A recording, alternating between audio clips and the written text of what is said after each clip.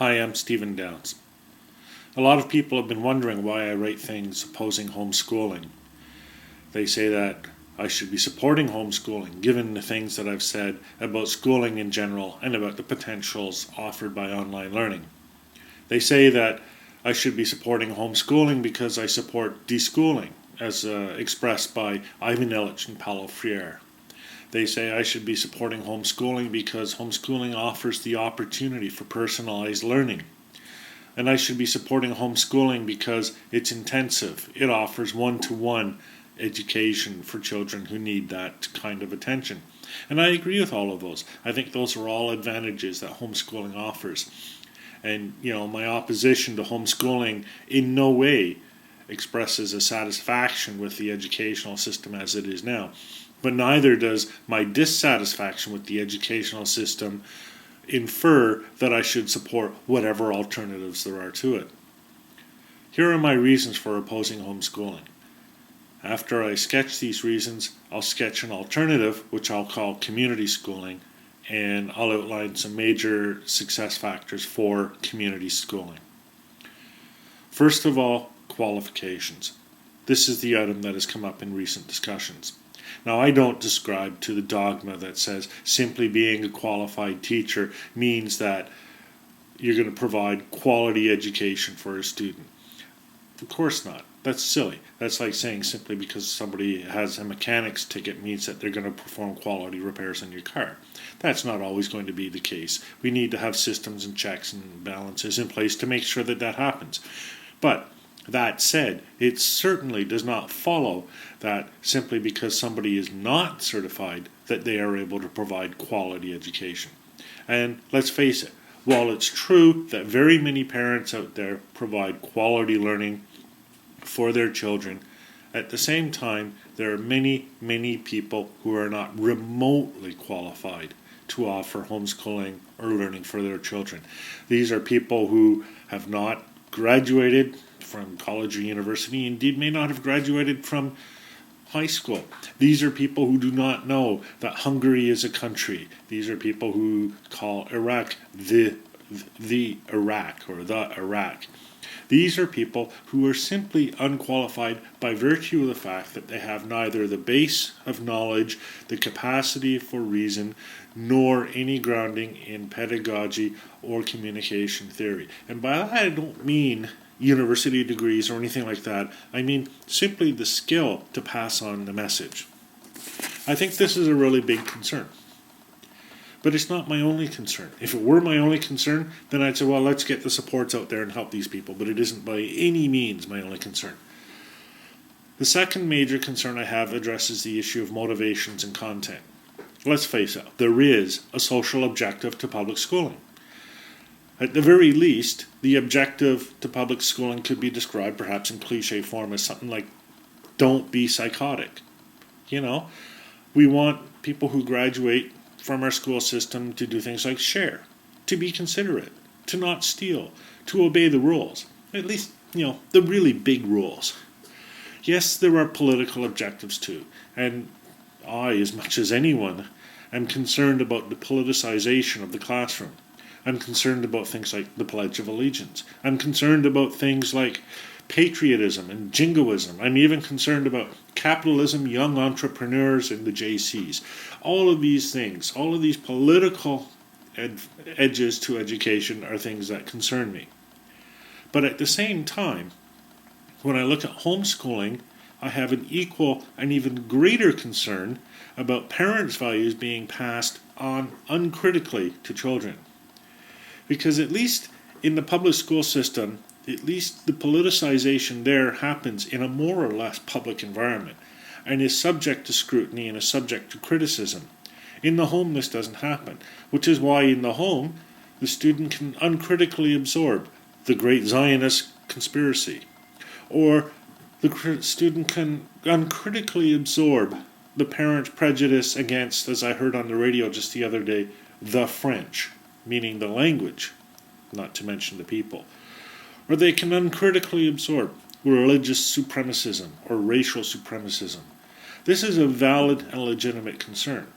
Now, by no means am I saying all or even the majority of homeschoolers are passing on these things. But the thing is, if there is no mechanism in place to look at the content, to look at the social and political messages that are being passed to the child, then there can be and will be instances where this occurs. And we know from our experiences in other countries that where this occurs, the consequences can be devastating. The consequences can be catastrophic. Which leads to my third area of concern, accountability. And I want to say this very clearly and very bluntly. Children are not the property of their parents. They are citizens of a society and they have rights. And one of those rights is a right to an education. Right now, in homeschooling, there is no system of accountability. Now, I'm not talking simply about a system of standardized testing, although I will add even that is not there. But we also want some system in place to ensure that social, cultural values are being passed on. And again, I'm not talking about, being a certain type of person, being a member of a certain culture or a certain religion, but again, just the very broad social, cultural values, which I put under the heading, don't be psychotic. We need to know, as a society, that our parents are not creating ticking time bombs.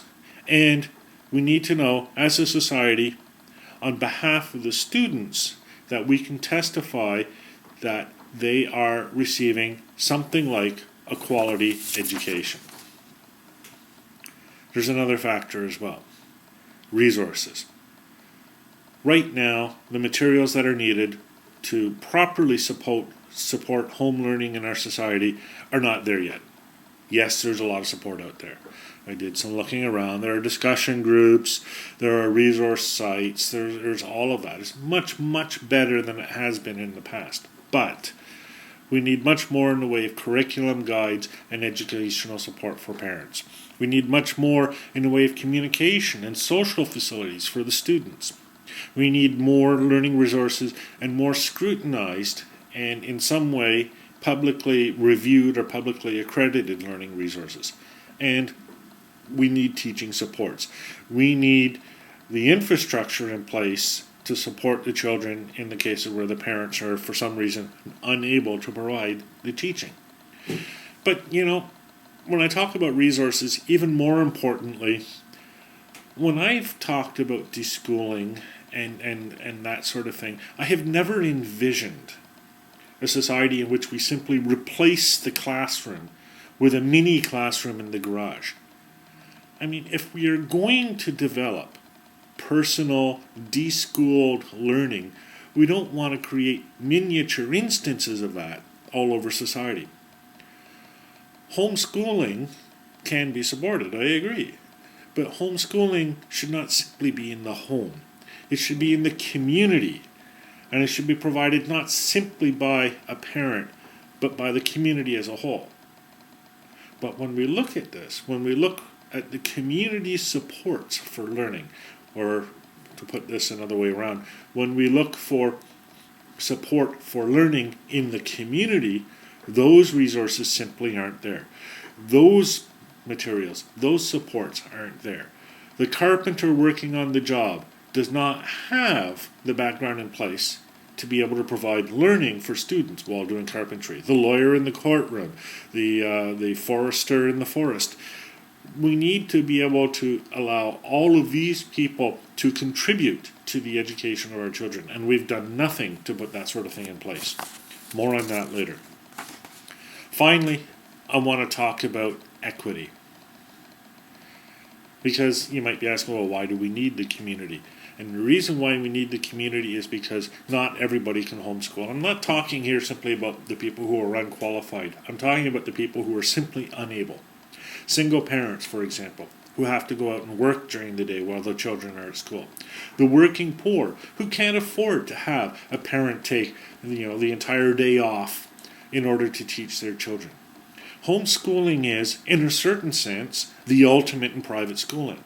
It's one-on-one tutoring of a student by somebody who can afford to pay for one-on-one tutoring of a student. Now, of course, the cost is a bit less because you're not paying for people to come into the home, but nonetheless, there's a very significant cost there in lost wages, lost employment income.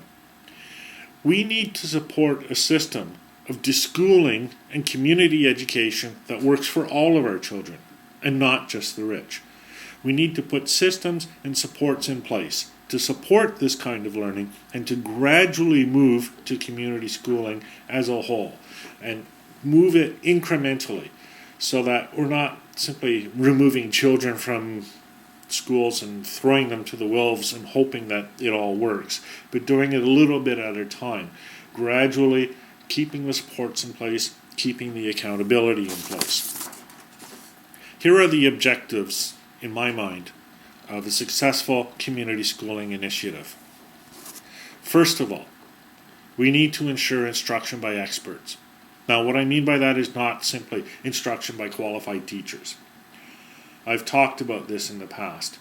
In the society of the future, in the education of the future, everybody is a teacher. But what this means is that the people teaching carpentry to children ought to be qualified carpenters. The people teaching forestry to children ought to be qualified foresters.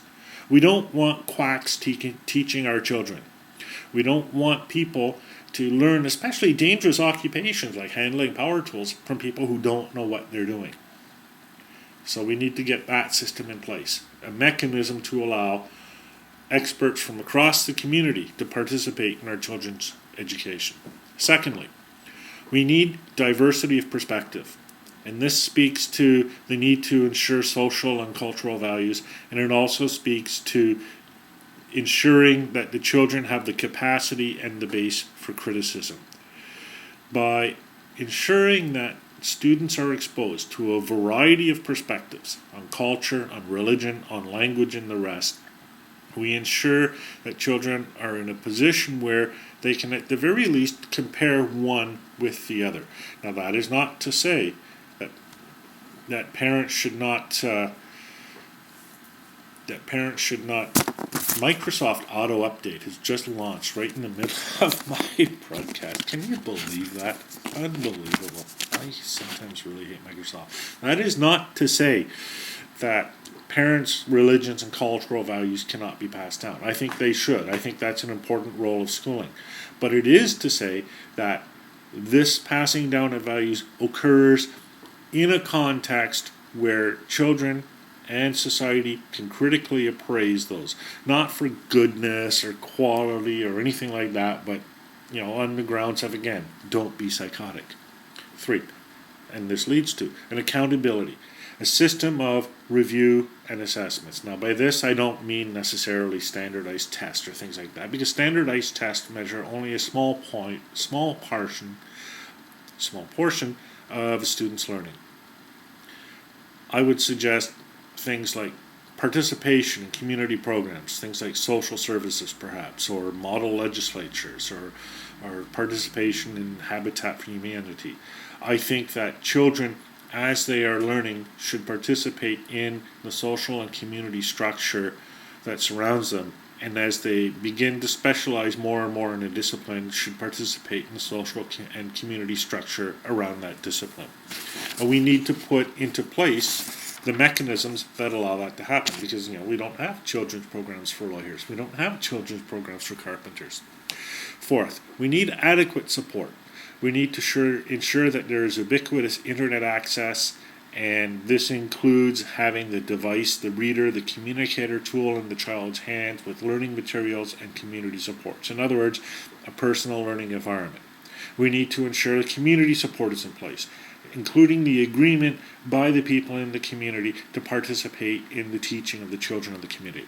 And we need to ensure that there is custodial, supervisory, and protective support in place. We don't want to be throwing children into the community willy-nilly.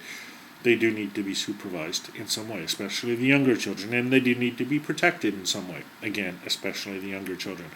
But that does not mean locking them in a room. Finally, 5th, we need to ensure equity. We need to build a system that all children can access, not just the children of the rich.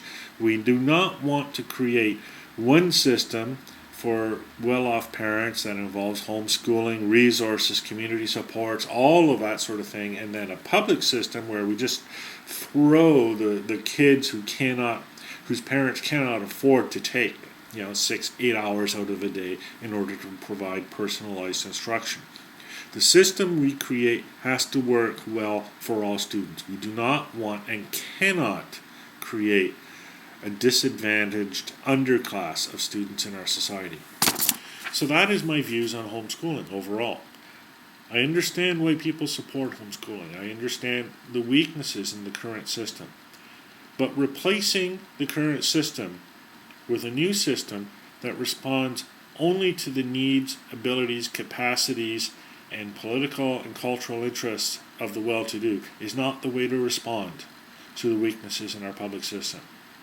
We need to diversify our public system. We need to get our children out of the schools and into the community, but at the same time, we need to do this in a manner that both fosters the best possible education for those children and also protects them against the possibilities of abuse, of miseducation, of mistreatment. I'm Stephen Downs. Thank you for taking the time to listen to me.